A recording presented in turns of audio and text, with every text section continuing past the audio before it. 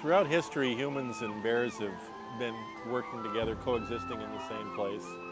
We have similar ways that we look. A lot of times bears will walk on their hind legs.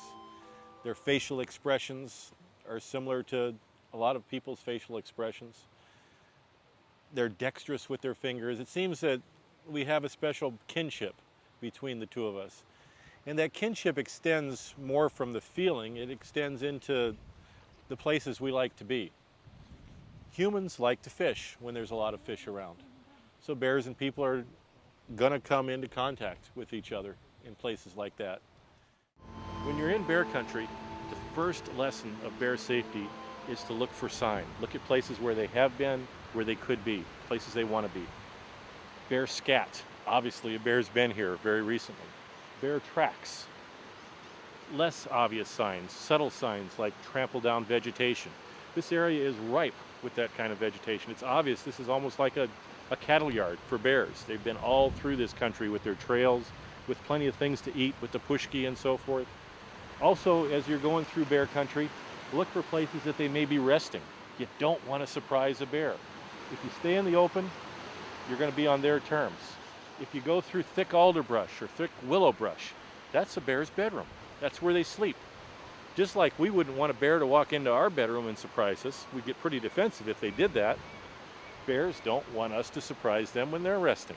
So you stay out of a bear's bedroom. You don't go into those thick alders or willows.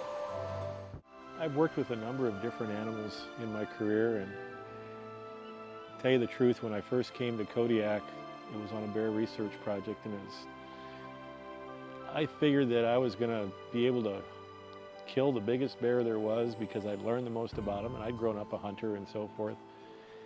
And after working with these animals for about 6 months, to be quite honest, it's the only animal that I've ever felt I never could hunt. And there's a strange kinship, there's a strange personal bond that I felt with bears that I've never felt with any other animals. And I don't have a problem with hunters now.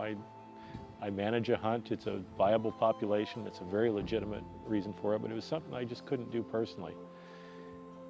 And a world without bears, to me, would be a much less rich world.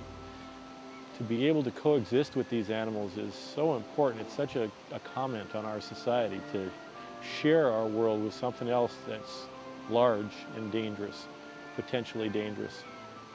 Some people have joked it keeps you on your toes to be in the middle of the food chain instead of on top of it all the time. But, you know, a little more grounded type of idea is that having bears around is an indicator that we're doing something right in our stewardship of this world, that we can have top predators, that we can share with something that is equally or more powerful than we are. And to have that around, to be able to express that in such an evident manner as to have bears and people like we're seeing right here, right now, is a very strong message, I think. So that is the most important reason to have bears around in my mind. It's not an economic reason. It's not a biological reason either. It's more of a stewardship. It's more of an ethical reason to say that we can, as humans, live with other animals and do things the right way.